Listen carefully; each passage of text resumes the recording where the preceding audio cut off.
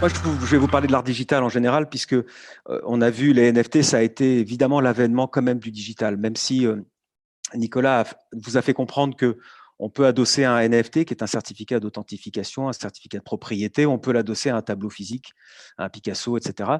Mais je dirais l'explosion du NFT, ça a été via l'art digital, parce qu'effectivement, tout est directement inscrit dans Internet et dans la blockchain. Donc, pour vous parler rapidement de mon histoire, je pense que si je suis là, c'est parce que je suis un artiste peintre traditionnel. Alors maintenant, on dit dans le monde du NFT, ceux qui font de la peinture avec du pinceau et de l'acrylique, on les appelle traditionnels, genre classiques, donc utilisant des vieilles techniques. Et je suis rentré dans le monde du NFT avec mon galeriste qui est en Belgique, qui est à Ostende. Il y a 1 an, on a commencé à faire des expérimentations de réalité augmentée avec des filtres Instagram. Et puis, on a fait aussi un jeu sur Instagram, un petit jeu vidéo où j'étais un petit avatar, vous me voyez ici à droite, là. Donc, j'avais un petit avatar qui circulait dans une galerie, etc. Donc, on a toujours voulu explorer l'art et la technologie. Et puis, il m'a parlé, alors il a 25 ans, donc évidemment, c'est plus facile pour lui, il est un peu crypto-addict en plus. Donc, il m'a dit, on devrait s'intéresser aux NFT. Donc, je me suis plongé avec passion et j'ai commencé à créer des œuvres digitales. En fait, au début, on a pris en photo des tableaux et on les a mis en JPEG sur un site qui s'appelle Rarible, que je vais vous montrer ici. Voilà, je l'ai mis ici. Et à partir de fin janvier, on a commencé à vendre des œuvres NFT sur Rarible, qui est une marketplace NFT et qui est ouverte au grand public. Vous savez qu'il y a deux sortes de marketplace. Il y a celles qui sont fermées, donc qui sont curatées. Les plus connues sont Nifty Gateway ou Super Rare ou Maker's Place. Et puis, vous avez les plateformes ouvertes où tout le monde peut venir vendre et acheter des NFT. Donc, les plus connus sont OpenSea et Rarible. Donc là, vous voyez, j'ai exploré vraiment la plateforme Rarible à fond.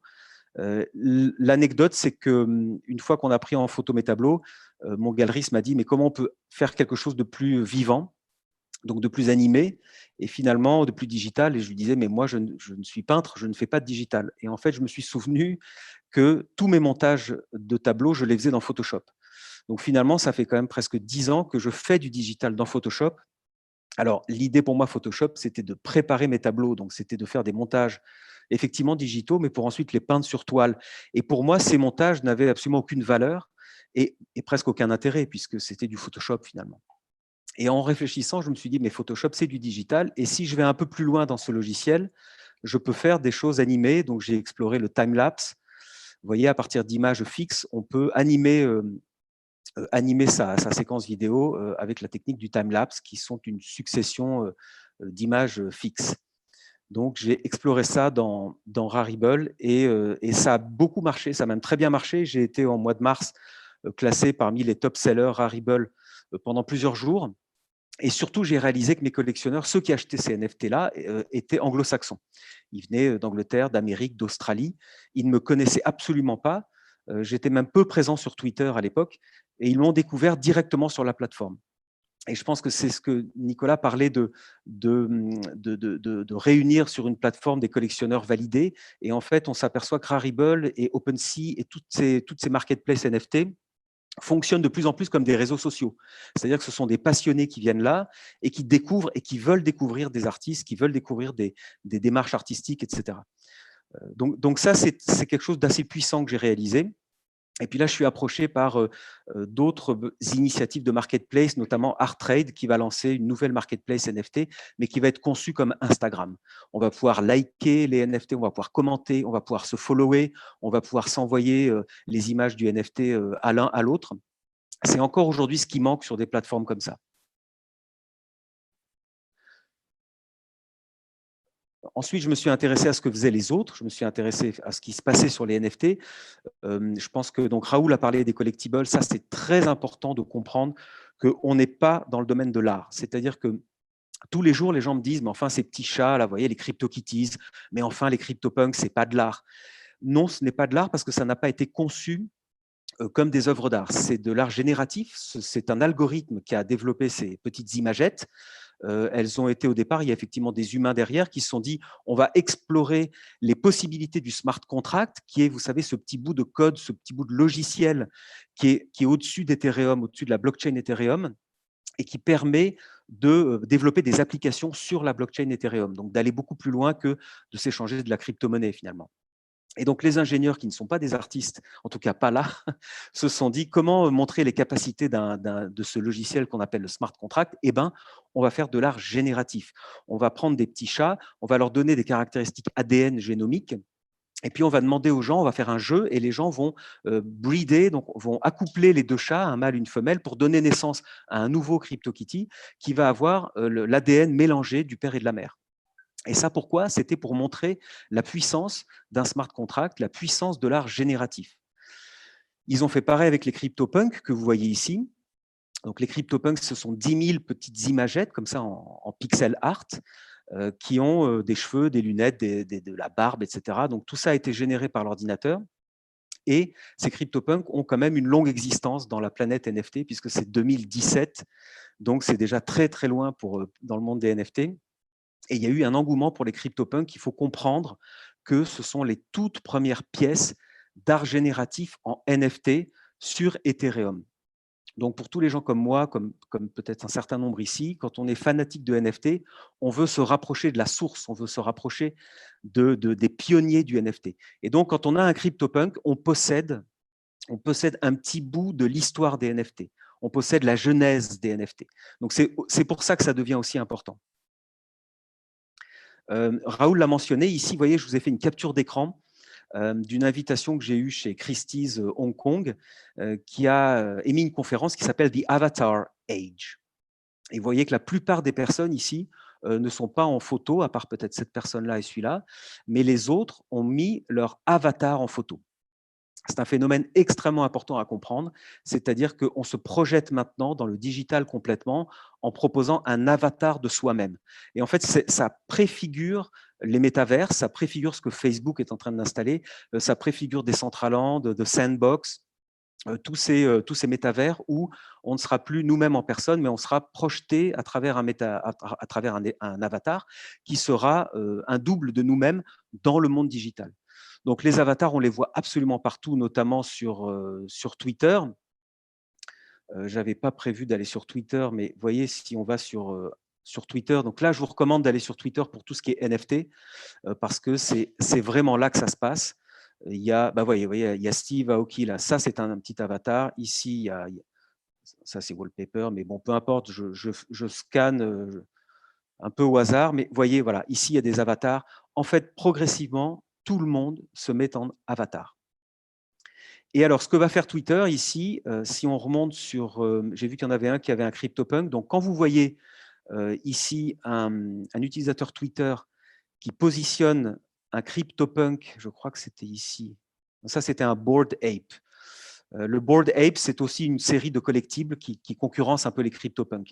Twitter va mettre en place un système, je crois que c'est déjà mis en place, où quand vous allez mettre votre avatar ici, vous allez pouvoir relier cet avatar au numéro de token, donc au numéro NFT, qui correspond à votre achat. Donc, en fait, vous allez montrer à la communauté que vous n'avez pas juste fait une capture d'écran de cet avatar, vous l'avez acheté en NFT et que cet avatar vous appartient. Donc, ça vous positionne dans la communauté NFT, ça vous positionne comme un pionnier, ça vous positionne comme quelqu'un qui a les moyens aussi, il faut le reconnaître, qui a les moyens de s'acheter un CryptoPunk ou un Bored Ape, c'est-à-dire d'avoir aligné 200 000, 300 000 $. Et ça vous positionne comme un OG, vous savez, dans la communauté, on dit OG, Original Gangsta, donc quelqu'un qui a tout compris au phénomène NFT. Je vais reprendre mes slides ici. J'essaie d'aller un peu vite parce j'ai que 20 minutes pour vous parler de beaucoup de choses. Ici, on a juste oublié de vous parler des royalties. Donc, ça tombe bien, j'ai une slide là-dessus. Alors, le royalty, c'est quoi? C'est qu'on code dans le smart contract, donc on code dans le NFT que l'artiste percevra 10%, 15% ou 20% ou même 30%. Ça, c'est à l'artiste de le décider à chaque revente du NFT. Donc, c'est quelque chose de totalement incroyable puisque à vie, ou pour l'éternité, pour autant que la blockchain dure, l'artiste percevra un pourcentage du chiffre d'affaires qui est généré par les ventes et reventes entre collectionneurs. Donc ça, c'est quelque chose qui est en place sur Rarible, sur OpenSea, sur pas mal d'autres places de marché. Personnellement, j'ai déjà touché des royalties de collectionneurs qui m'ont acheté une œuvre en NFT et qui l'ont revendue, donc j'ai touché 15%, etc. Et puis, c'est en train d'être interopérable. Pour l'instant, chaque marketplace a son type de royalty, donc ce n'est pas totalement uniformisé, mais bon, l'année prochaine, je pense que les royalties vont être uniformisées. Et ça, c'est quelque chose d'extrêmement puissant.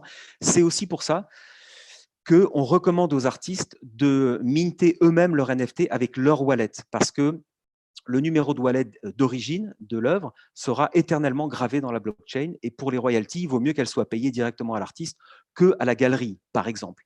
Mais ça, c'est quelque chose, je vais y revenir, parce qu'on en a beaucoup discuté avec mon galeriste, et je vois que Almin Reich, par exemple, est une galeriste qui préfère gérer le wallet pour ses artistes. Pour ce qui est de la tokenisation en fait, ce n'est pas la tokenisation, c'est la tokenisation de l'art. On peut aller voir ce qu'on fait, par exemple, le musée ici de l'Ermitage. Je vais vous montrer le site. Donc ça, c'est sur Binance. Donc c'est une blockchain Binance qui a fait aussi une place de marché NFT. Alors qu'a fait l'Ermitage? Ils ont NFTisé, donc ils ont tokenisé des photos haute définition de grands chefs-d'œuvre. Il y a Kandinsky, et puis il y a même la Madone à l'enfant de Léonard de Vinci. Donc ça, ce qu'ils font un cliché haute définition et ils vendent le cliché en NFT. Ils en font 2 éditions, une édition qui reste au musée et une édition qui est en vente. Donc ça a atteint beaucoup de records. Entre parenthèses, petite anecdote, vous voyez ici, le directeur du musée de l'Ermitage s'est permis de signer de sa main le tirage photo de la Madone à l'enfant. Ça, c'est complètement étrange, mais bref, c'est comme ça. Il y a aussi Claude Monet. Alors, il y a aussi une initiative qui était très chouette, c'est le British Museum, qui a fait une expo Okuzai, je crois qu'elle est toujours en cours, et ils ont travaillé avec une start-up française pour NFTiser 200 œuvres de Okuzai. Alors, ce qu'ils ont fait, il y a la fameuse vague, etc. Ils ont joué sur la rareté. Donc, ils ont, par exemple, la vague d'Okuzai, elle n'est qu'en 5 éditions en NFT, et puis vous avez d'autres œuvres qui sont en 50 éditions, 100 éditions, 200 éditions. Donc après, le prix baisse, plus il y a d'éditions, plus le prix baisse. On retrouve le phénomène des multiples dans le monde de l'art traditionnel avec la lithographie, la sérigraphie, etc. Et plus on en fait, plus on fait d'éditions, plus le prix baisse, évidemment. Donc on retrouve ce phénomène sur les NFT et dans les musées, évidemment. Donc, il y avait autre chose que je voulais vous montrer. Ah oui, ça on va passer aux artistes. Mais je voulais peut-être parler, avant de parler de l'art contemporain, peut-être vous parler de Beeple. Il faut comprendre que dans l'art digital, donc Beeple, tout le monde le connaît parce que c'est lui qui a vendu 69 millions de dollars son œuvre qui s'appelle The First 5000 Days. Les gens n'ont pas compris ce que Beeple vendait. Je vais essayer de vous la montrer ici. En fait, Beeple a vendu 13 ans de travail. Donc, si ça veut bien s'afficher. Ah oui, il y a le cosmonaute, oui. Il y a une autre œuvre de Beeple aussi qui est partie, qui s'appelle le cosmonaute. Mais je vais vous parler de cette œuvre parce que tout le monde l'a vue. C'est les 5000 premiers jours. Donc, en fait, c'est un grand JPEG qui est un collage de 5000 œuvres réalisées, voilà, created over 5000 days. Voilà, vous voyez le grand collage qu'il y a derrière moi, en fait, enfin, qu'il y a derrière ici, en fait, est constitué de 5000 œuvres. Ce qu'a fait Beeple depuis 13 ans, sur tous ses réseaux sociaux, il a dit, je vais créer une œuvre originale tous les jours sans exception. 365 jours par an. Il y a même l'anecdote où le jour où sa femme a accouché, il est allé à la clinique et puis il a dit, il faut vite que je revienne à la maison, chérie, parce que je dois créer mon œuvre aujourd'hui. Et ce qu'a fait Christie's, ils lui ont dit, mais attendez, ça fait 13 ans que vous faites ces œuvres-là, donc ça fait 5000 jours, donc ça fait 5000 images. On va toutes les regrouper dans un grand JPEG et on va vendre ça aux enchères en crypto-monnaie. Et donc, c'est comme ça que c'est parti. C'était début mars. Il y a un grand collectionneur, enfin, un grand crypto-addict qui s'appelle Metakovan, qui est un avatar. C'est quelqu'un qui vit en Inde, qui est un crypto-millionnaire et qui a payé cette œuvre en Ether. Il faut aussi comprendre que cet homme-là n'a pas déboursé 69 millions de dollars. Il a déboursé des dizaines de milliers d'Ether. L'Ether aujourd'hui vaut 4000 dollars, mais lui a certainement dû acheter l'Ether à 0,5 €. Donc, en fait, il a dû dépenser peut-être quelques milliers d'euros pour acheter des Ethers, il les a gardés et ça a pris tellement de valeur, l'Ether, qu'il a pu les lâcher pour acheter cette œuvre. Donc, vous voyez, il y a une double logique qui est, il y a quelque chose de boursier, il y a une capitalisation sur la crypto-monnaie, et puis il y a l'achat d'œuvres d'art qui sont en train de se relier entre eux. C'est comme aussi les artistes qui vendent leur œuvre en NFT, ils récupèrent de la crypto-monnaie. Qu'est-ce qu'on fait avec cette crypto? Est-ce qu'on la change en euros tout de suite, ou est-ce qu'on capitalise en espérant que la crypto monte et que le jour où on a besoin d'argent, on transforme sa crypto en euros? Vous voyez, l'artiste maintenant se projette dans une gestion de ses actifs. Et ça, c'est complètement nouveau, quoi. Alors, vous voyez, ici, il y a aussi un vocabulaire à comprendre parce que ici, c'est une œuvre de Beeple que vous voyez à droite et qui s'appelle The Bull Run. Mais évidemment, si on ne comprend pas qu'en bourse, le bull run, c'est quand la bourse monte, quand le marché est bullish, alors on ne comprend pas pourquoi Beeple met un taureau. Parce que le taureau, c'est le bull, c'est ce qui représente le marché haussier. Et pourquoi le taureau a un grand bitcoin au-dessus? Pour symboliser évidemment la montée du bitcoin en bourse. Donc ça, ce sont des références un peu geek, des références crypto, qui permettent de comprendre l'intérêt pour le crypto art, l'intérêt de tous ces artistes digitaux pour les références crypto. Alors, on a beaucoup de références au gaming ici. On a beaucoup de références aussi aux icônes actuelles, aux icônes des crypto-artistes qui sont Elon Musk, Buterin, Vitalik Buterin, le fondateur d'Ethereum, et puis Edward Snowden. Donc, je dirais qu'à l'époque, moi qui adore Warhol, Warhol, c'était Elizabeth Taylor, Marilyn Monroe et la soupe Campbell. Aujourd'hui, les artistes, c'est Elon Musk, Vitalik Buterin, Edward Snowden. Dans Snowden et dans Julian Assange, il y a évidemment le message politique de dire les États veulent nous contrôler, nous, on va lutter contre le contrôle des États. Et c'est pour ça que Bitcoin a aussi bien marché, parce que vous savez que Satoshi Nakamoto voulait lutter contre les banques centrales, voulait une monnaie indépendante, une monnaie décentralisée. Donc ça, c'est ce qu'on retrouve. On retrouve cet esprit-là dans le crypto art. Donc il y a beaucoup de dystopies. Étrangement, j'ai remarqué que les artistes voient en général l'avenir de manière assez sombre, un peu à la Matrix, et ça, c'est comme ça. Bon. Et puis évidemment, dans l'art digital, il y aurait des artistes que j'aimerais vous montrer. Je vais peut-être, si j'ai le temps, vous les montrer un peu après. Comme il y a ici des gens qui sont du marché de l'art traditionnel, je vais peut-être vous parler directement du marché traditionnel. Peut-être vous parler de la façon dont on peut montrer les NFT. Vous voyez, dans les galeries, maintenant, il y a des expériences où on met des grands écrans plats. Je vais vous montrer ici sur Instagram, il y a une galerie à Londres qui a fait une exposition purement NFT qui s'appelle Unique London.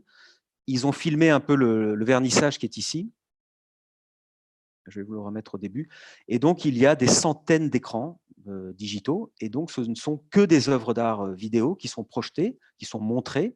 L'expo s'appelle NFTism, qui est, je trouve, assez bien trouvé.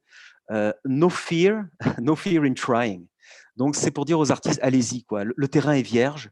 On va explorer ensemble. La galerie mettait à disposition tous ces écrans. Et évidemment, à côté de l'écran, il y a le QR code qui vous permet de scanner avec le téléphone le QR code et immédiatement, le QR code vous envoie sur votre téléphone sur une place de marché NFT en disant l'œuvre que vous voyez sur l'écran, elle est en vente en NFT sur une place de marché. Vous n'avez plus qu'à connecter votre wallet MetaMask et vous dépensez vos Ethers et bing, l'œuvre est à vous, l'œuvre est chez vous en digital évidemment. Donc ça sont des expériences qui arrivent de plus en plus. Moi, j'ai participé aussi à une expo à Paris le 3 décembre, c'était des artistes coréens, donc il y avait beaucoup d'artistes coréens et français qui travaillaient ensemble. Et l'expo était purement en NFT, purement digital. Et ça commence à se faire de plus en plus, ça commence à bien marcher.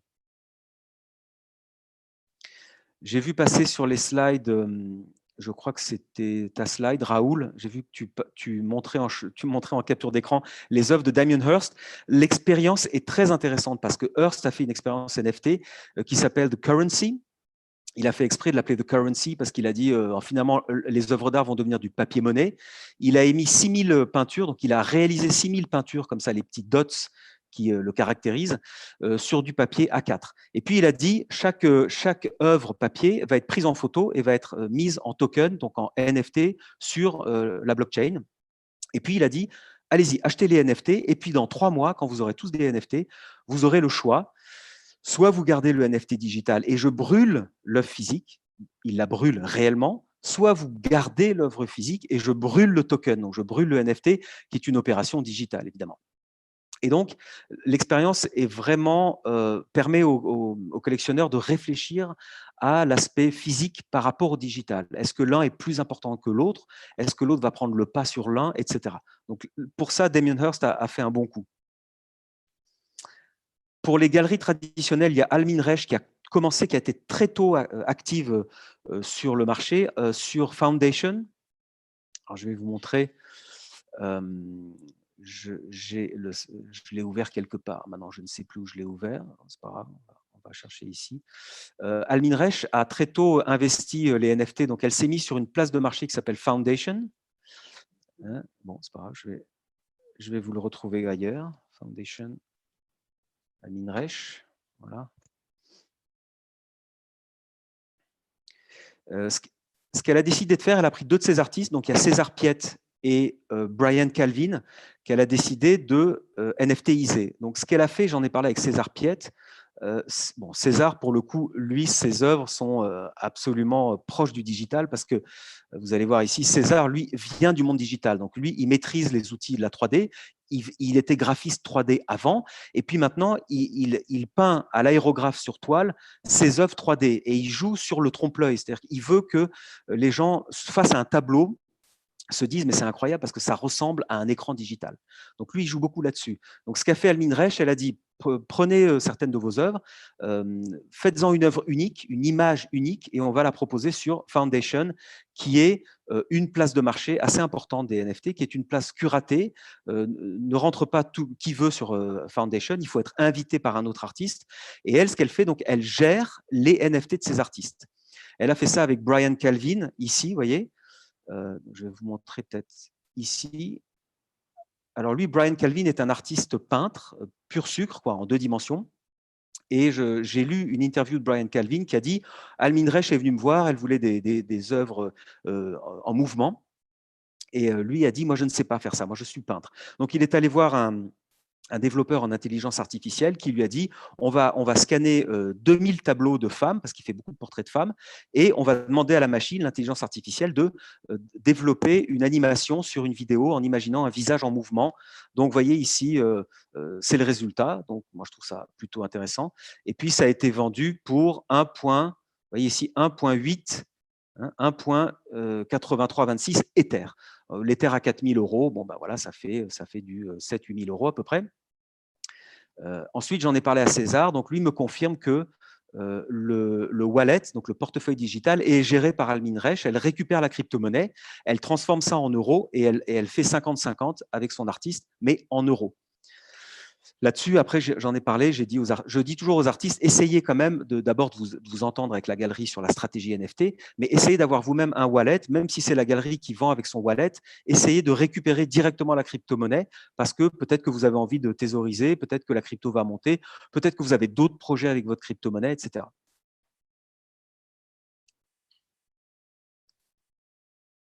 Donc, il y a la galerie allemande qui s'appelle, donc il y a Johann Koenig. Je pense que ceux qui connaissent bien l'art contemporain connaissent Johann Koenig.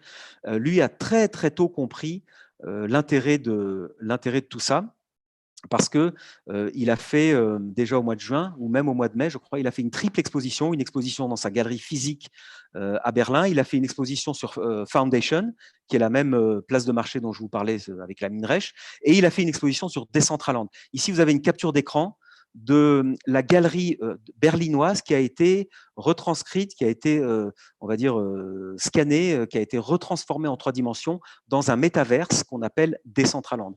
Je n'ai pas trop le temps de vous montrer, je vous incite à aller voir Decentraland, qui est, les gens peut-être à l'époque connaissent Second Life, qui est une sorte de monde virtuel, un peu comme, c'est très gamifié, hein, c'est comme un jeu vidéo, on circule comme ça avec un petit avatar, et puis il y a des galeries, il y a des musées, il y a des œuvres à voir, il y a beaucoup de choses sur Decentraland, il y a des concerts, il y avait Paris Hilton qui a fait un concert, vous avez Snoop Dogg qui lui a investi un autre métaverse qui s'appelle The Sandbox. Je vous incite, là on n'a pas le temps, mais je vous incite à aller voir ça.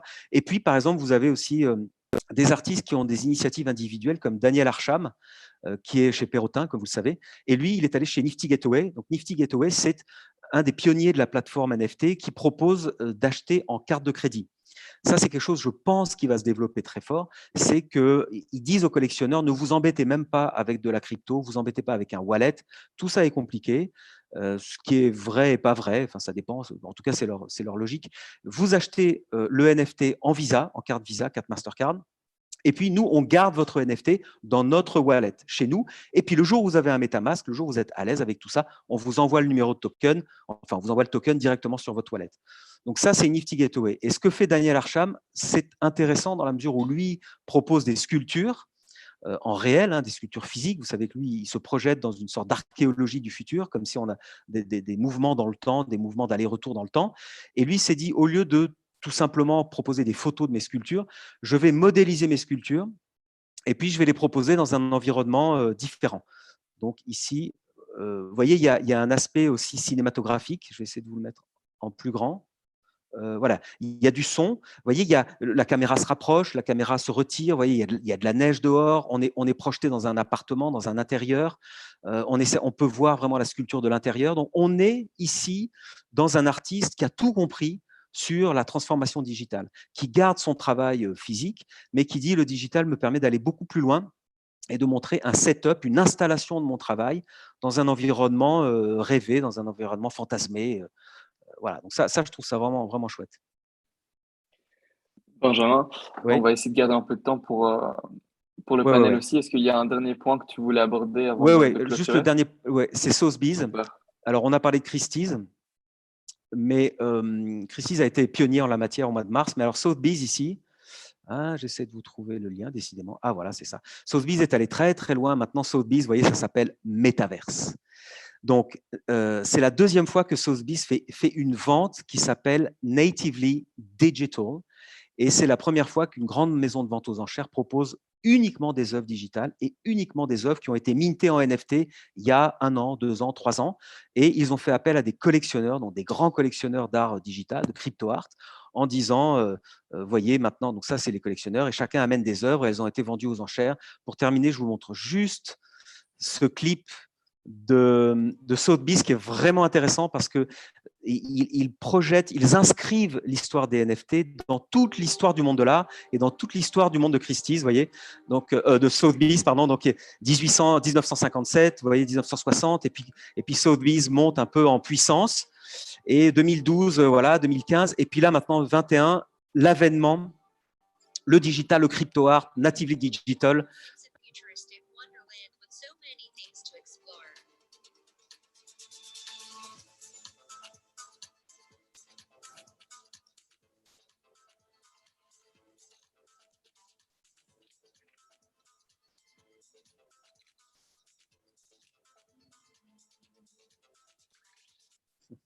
Voilà, petite révolution en marche là. Magnifique. Ben, j'en profite pour vous dire aussi qu'on aura une édition spéciale Metaverse. C'est dans les plans. Les NFT sur la porte d'entrée, mais le Metaverse offre énormément de possibilités. On abordera certainement ce sujet. Merci beaucoup, Benjamin.